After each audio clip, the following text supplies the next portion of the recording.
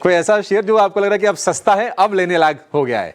नहीं, बल्कि इसके बदले कुछ ऐसे शेयर जो सस्ते हैं, जो और कल सस्ते मिल सकते हैं आपको।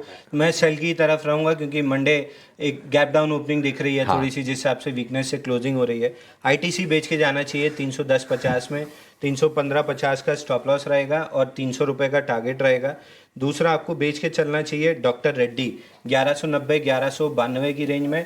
1205 का स्टॉप लॉस लेके चलेंगे और 1170 रुपये का टारगेट रहेगा। तो दोनों सेल कॉल ही रहेंगे।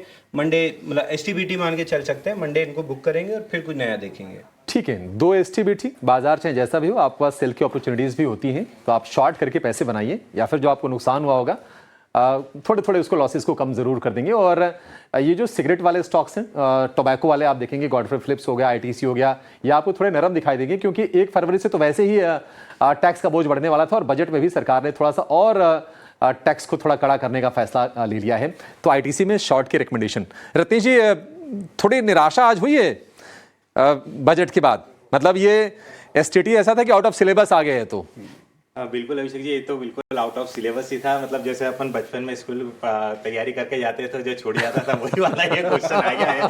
जो चैप्टर हम छोड़ के जाते हैं और वही उसमें से आ जाता है, वही चीज़ आ गई है। तो मुझे ऐसा लगता है, पर ठीक है, बाजार कहीं ना कहीं इन सब चीज़ों को भूल के कहीं ना कहीं आज नहीं तो एक हफ्ते बाद जरूर आगे निकलेगा।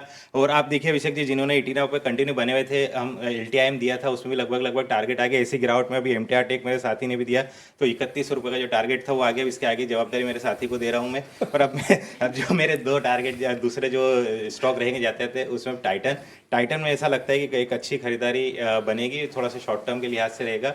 4220 रुपये का टारगेट लगता है, 4020 का स्टॉप लॉस लगा के, और एक मैं बेच के एक सेल कॉल मेरे भी तरफ से रहेगा। ACC मुझे ऐसा लगता है कि जो केपेक्स में थोड़ी सी कमी आई, तो ACC या सीमेंट सेक्टर पे उस पर थोड़ा सा इसका असर देखने को मिलेगा। तो 1690 का स्टॉप लॉस लगाएगा, 1580 का टारगेट मुझे दिखाई दे सकता है उसमें। ठीक है, तो यहाँ पर भी शॉर्ट के रिकमेंडेशन। तो बाजार में जिस तरह का मूड है ना, उस तरफ के ही आप ट्रेड्स अगर निकालेंगे तो आपके लिए मौके अच्छे बन जाएंगे।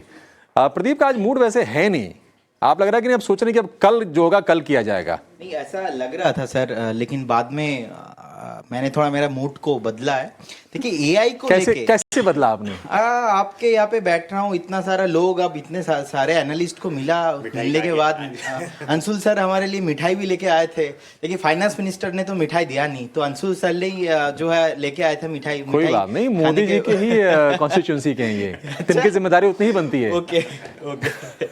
तो देखिए AI को लेके जितना अभी बूम चल रहा है, कहीं ना कहीं क्लाउड के इंडिया का जो डेवलपमेंट है, और लास्ट ईयर गूगल ने भी अनाउंसमेंट किया था कि $10 बिलियन के आसपास इंडिया में इन्वेस्टमेंट, जो कि नेक्स्ट 5 ईयर्स में होने वाला है।